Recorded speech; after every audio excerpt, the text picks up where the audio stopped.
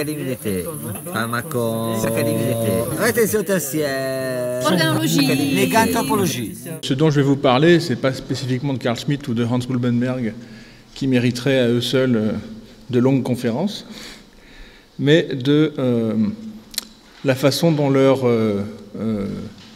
conflit sur la sécularisation va me permettre à moi d'introduire mon idée de la laïcité.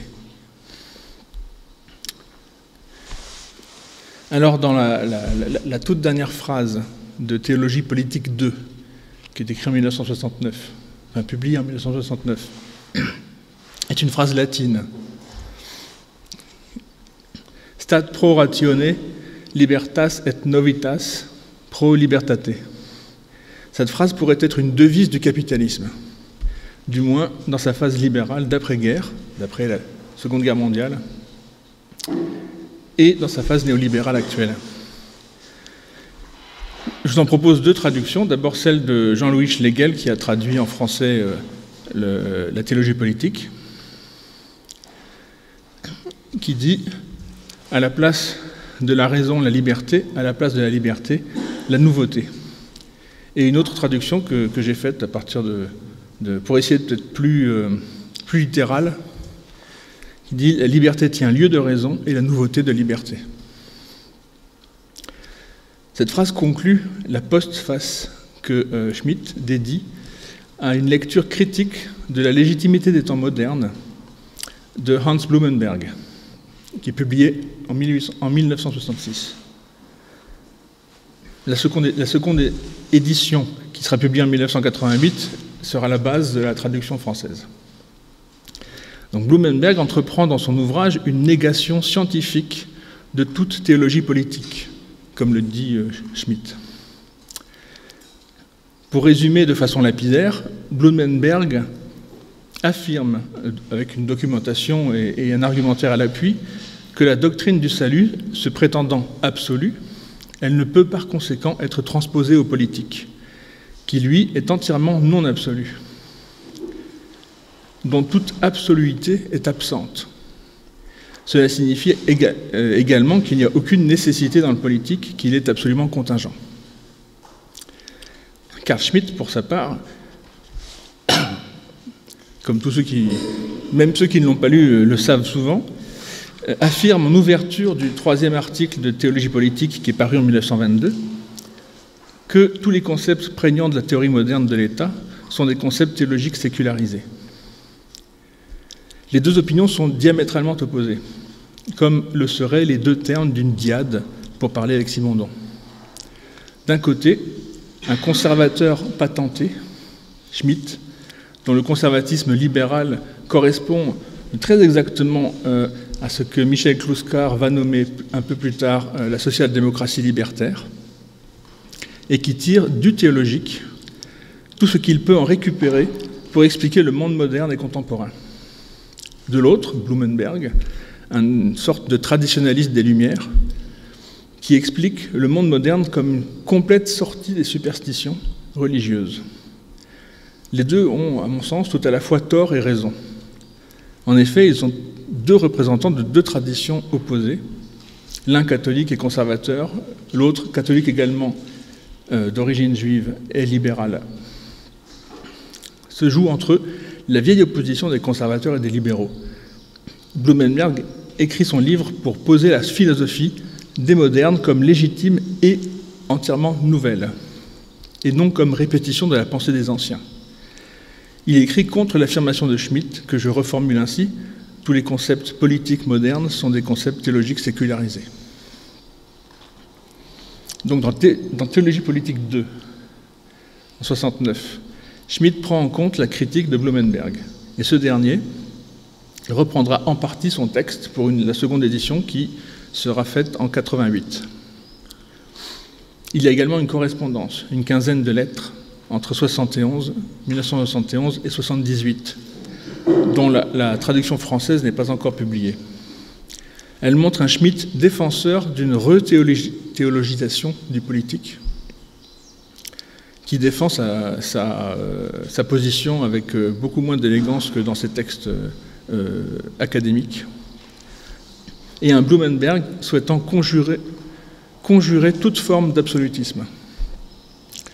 Leur conflit a donc été conséquent et fondamental. Ils sont, je crois, irréconciliables. Ces deux termes de la diade tendent vers les deux positions traditionnelles, qui sont deux positions idéologiques nommées habituellement le conservatisme et le libéralisme. De chaque côté, des figures archétypales. Pour le conservatisme, l'aristocratie et le clergé. Pour le libéralisme, la bourgeoisie.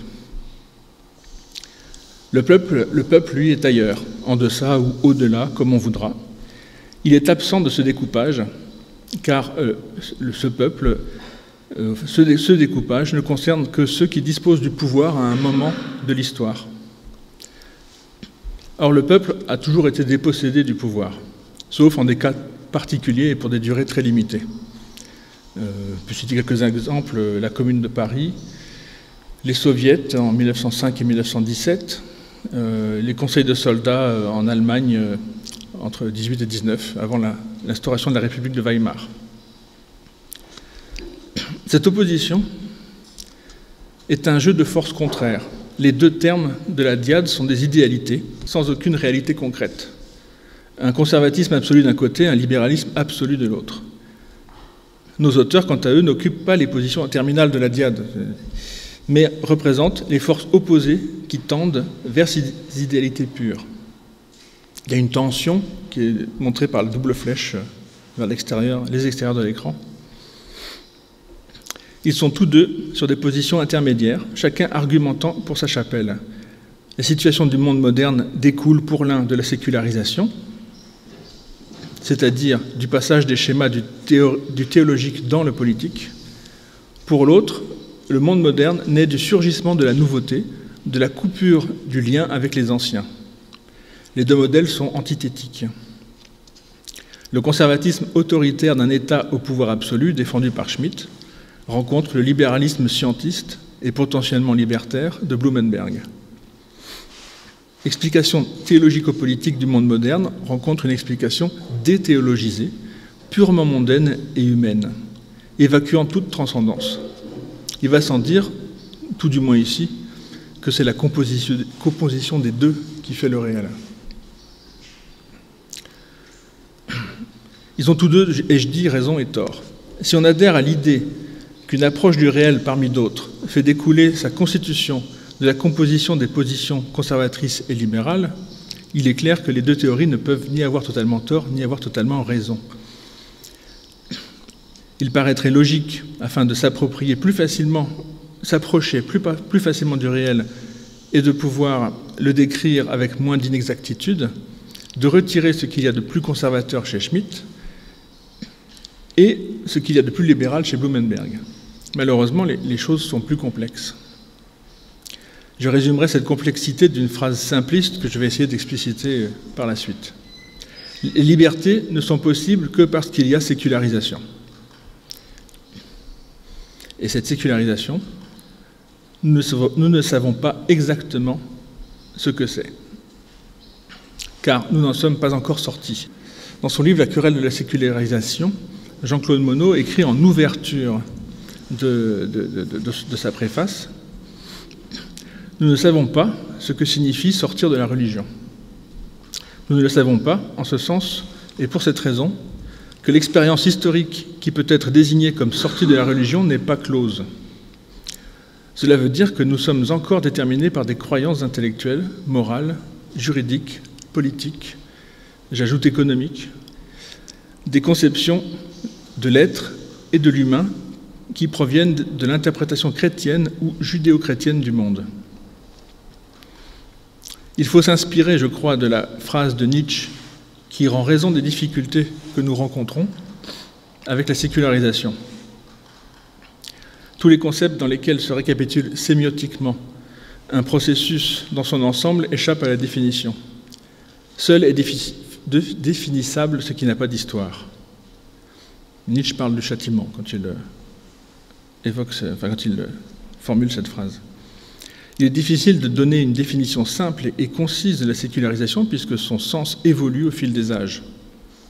En un siècle de juridique, transfert de biens d'une Église à l'État ou retour à la vie laïque d'un prêtre, elle devient politique.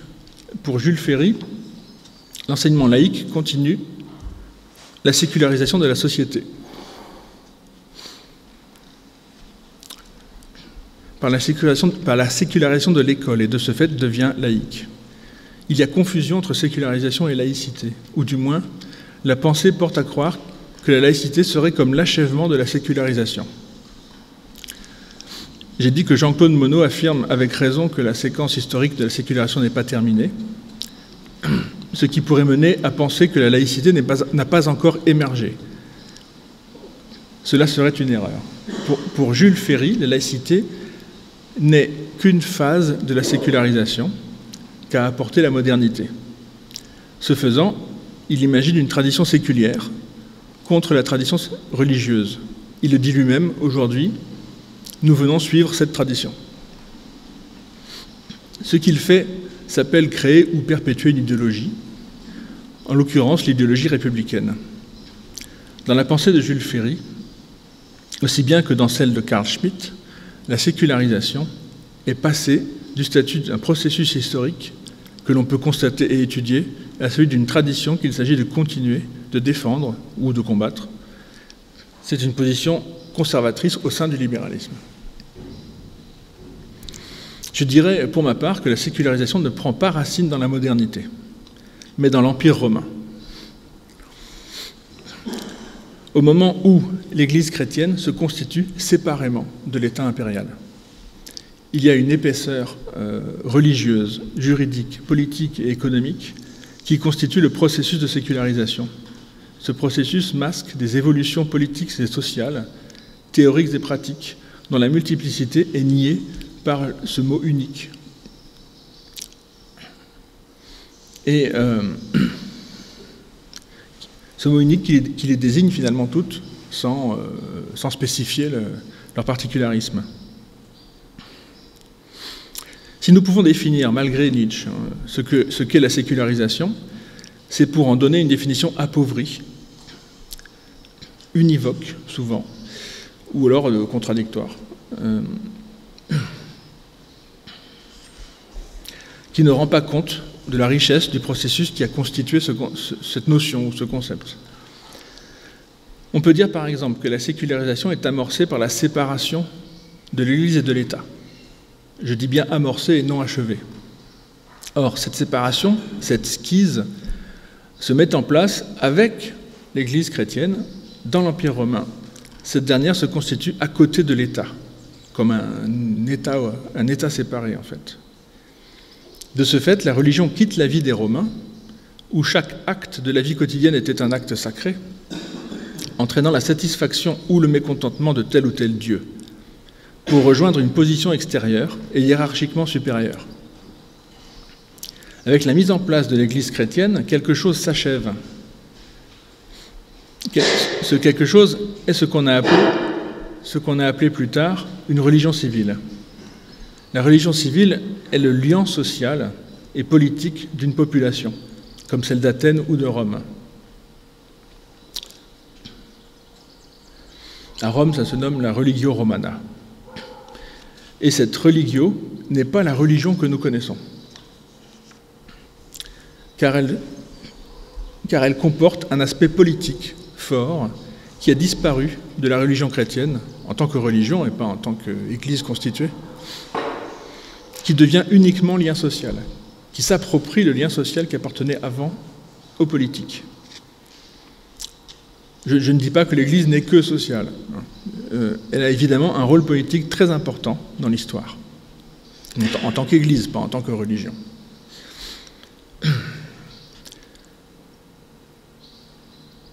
Cependant, la religion qu'elle prône, l'Église chrétienne, a privé le politique de la capacité de faire du lien social depuis que Lactance, en 197, a modifié l'étymologie de religio pour l'attacher à religare, relier.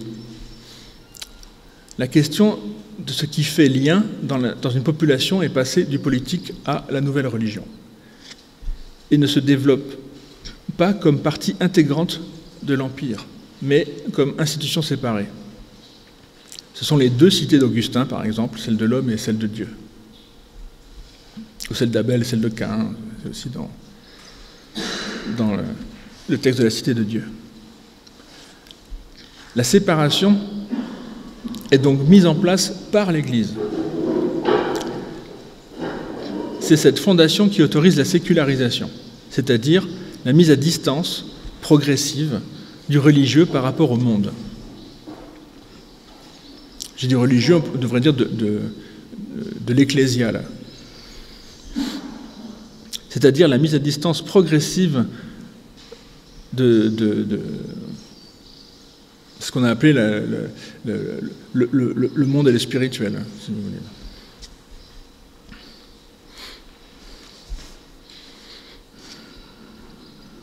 Alors,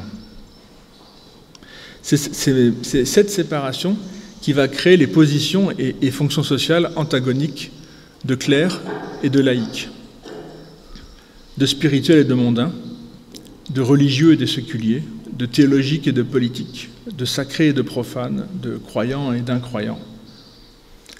Les forces antagoniques qui tirent chacune dans des sens opposés créent un espace entre elles, un espace qui ne pourrait pas apparaître sans les tensions que l'on nomme sécularisation. Cet espace est celui de la laïcité. Et on voit bien que nous pouvons être, chacun de nous, le résultat de positions antagoniques, de contradictions, tout simplement. De la sécularisation comme tension tolérée et conflictuelle entre le théologique et le politique naît la laïcité. Cette laïcité n'est pas la sécularisation puisqu'elle est la sortie conflictuelle, puisque la sécularisation est la sortie conflictuelle du monde gouverné par les institutions religieuses, tout en conservant des structures sacrées. Dans ce qu'on appelle le mondain, les institutions de l'État sont, la justice, la police, la monnaie sont sacrées.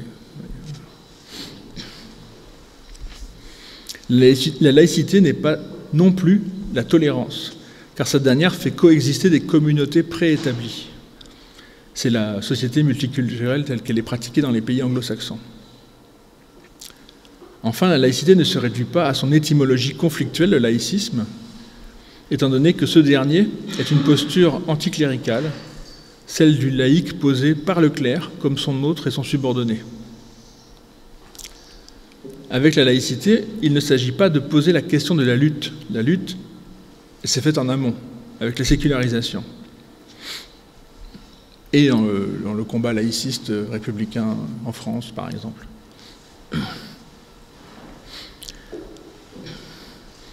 Mais il s'agit de poser la question des conditions de possibilité de l'émancipation, en proposant la laïcité en tant que pratique ouvrant un espace d'émancipation.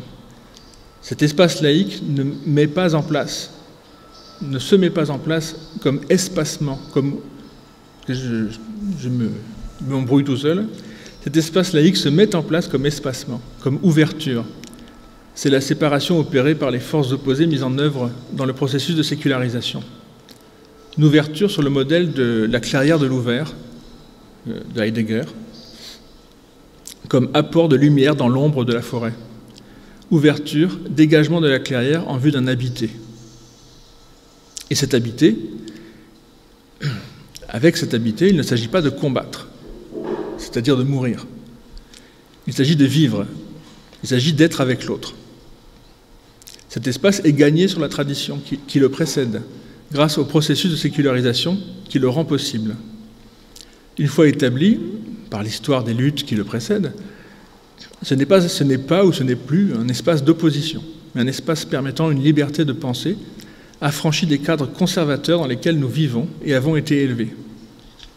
Bien souvent, ce geste de sortie se produit contre ce dont la sortie est tentée, tout contre. Toutefois, cet espace de pensée n'est pas possible si l'on reste sous la coupe de la tradition, si nos épaules ne sont pas allégées, au moins en partie, de la charge du dogme, qu'il soit religieux, politique, économique, moral ou traditionnel.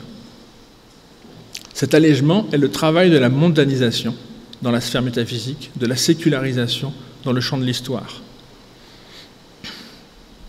Cette lutte nous délivre, au moins en partie, de la prescription morale, au sens où la morale est ce qui permet d'orienter l'action.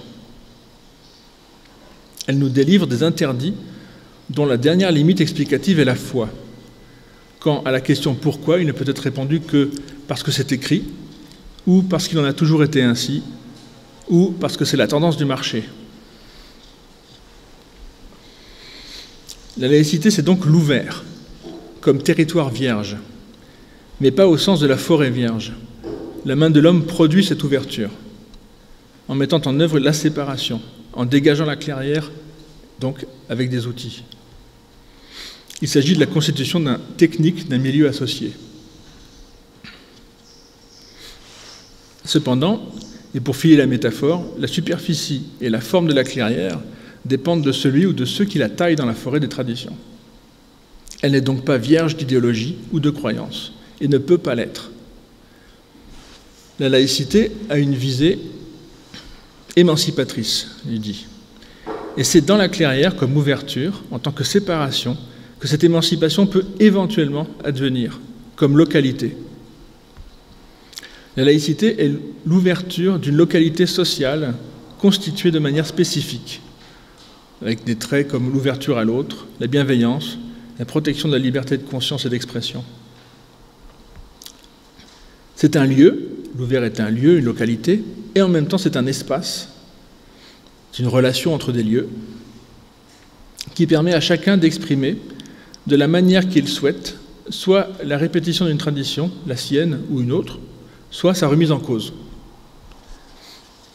La particularité de cette expression est qu'elle n'est pas soumise au jugement d'une tradition, ni aux sanctions destinées à ceux qui transgressent telle ou telle tradition. Dans le cadre de la laïcité, il ne peut y avoir de sanctions morales, mais l'on reste soumis aux lois mondaines, en France, à la loi de la République. Le spirituel n'est pas l'ennemi, n'est pas un ennemi, mais il n'est pas non plus la seule explication valable concernant les phénomènes naturels ou sociaux. C'est là, au sein de cet espace laïque, que peut être remise en cause la validité universelle du spirituel. Cette possibilité n'est pas une obligation, elle n'est pas contrainte et a pu servir à remettre en cause toutes sortes de traditions, mais principalement celles de nature religieuse ou morale. La laïcité est un lien social qui permet à toutes les croyances de coexister, non parce que ces dernières sont reléguées dans le champ psychologique, mais parce que chacun est conscient que leur expression doit être respectée sans qu'elle soit nécessairement imitée. Chacun peut exprimer ses croyances, mais personne n'est tenu de les adopter. Dans le même temps, puisqu'il y a réciprocité, il ne peut y avoir de prosélytisme, car les croyances qui sont nôtres ne doivent pas être imposées à autrui. Par conséquent, dans un environnement laïque, l'expression des croyances n'est pas une façon de recruter de nouveaux fidèles. Et cette attitude vaut pour tous les champs, religieux, économiques, politiques, morales, traditionnels. Cette attitude laïque pourrait rendre l'idéologie inopérante, puisque par son usage, les croyances ne peuvent pas être imposées, que ce soit par la contrainte, par la persuasion ou la manipulation. Dans une société laïque, nous ne serions pas les victimes plus ou moins consentantes du management ou du marketing, qu'ils soient entrepreneuriaux ou théologiques, qu'ils soient mondains ou spirituels. Mais cette société laïque est un idéal.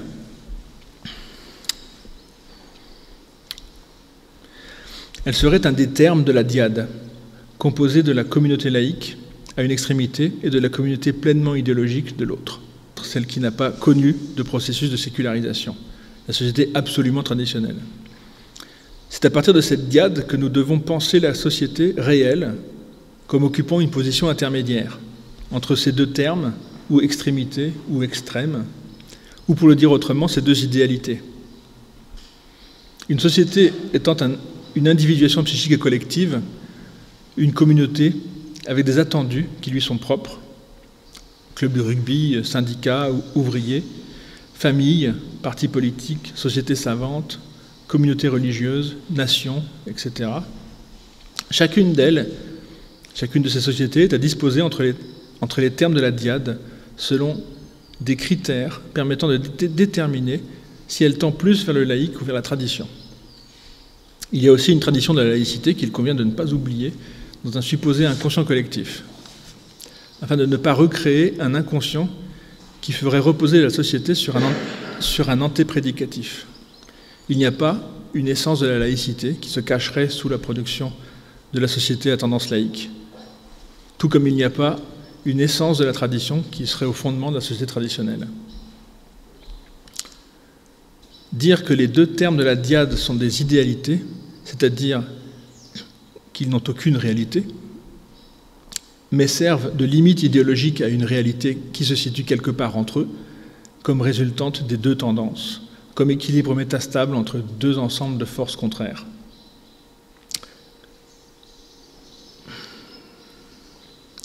Cette opposition entre le traditionnel, le religieux, la morale, l'idéologique, et ce qui le remet en cause de façon radicale, est la relation des deux termes, la composition des forces, dont l'équilibre temporaire crée des métastabilités politiques, sociales, morales ou économiques. Le traditionnel compose avec le laïque, et inversement. Contre le jeu des tendances, l'absolutisation des termes, c'est-à-dire des extrêmes. Du côté de la laïcité, l'émancipation tend vers l'absolu, tout comme la tradition, en tant que terme de la dyade, tend vers la coercition absolue. Ces deux lignes de fuite tendent chacune vers l'infini, ouvrant entre elles l'espace résultant de leurs forces de traction contraires. Dans les deux sens se dessinent des pays imaginaires, l'un de la tradition parfaitement respectée et inculquée, sans éléments perturbateurs, un monde clos, déjà mort. De l'autre, celui de la pure émancipation, sans la moindre trace de règles, de sédimentation morale, d'histoire politique, un monde sans organisation, donc sans vie. Ici, la contradiction est le jeu entre les termes, pour laisser place à tout ce qui les sépare, à tout ce qui remplit leur séparation. Ici, la tension entre les positions contradictoires maintient l'écart, l'ouvert, dans lequel nous pouvons exister avec nos contradictions, oscillant entre tradition et émancipation, entre conservatisme et libéralisme. Et évidemment, si les conditions, les forces changent, la métastabilité est détruite ou change. Donc, les choses peuvent évoluer. Chacun de nous appartient à un nombre indéfini d'individuations psychiques et collectives, de sociétés ou de communautés. Ces dernières se mêlent en nous tout au long de notre vie, et la mienne, résultant de la complexité de mes différentes individuations psychiques et collectives, n'est pas exactement la même que celle de mon voisin, ni même que celle d'un membre de ma famille ou d'un ami proche. Nous avons tous une histoire individuelle qui se tisse au sein de plusieurs collectifs, par la manière dont nous vivons des relations spatiales et temporelles qui se constituent de façon différenciée.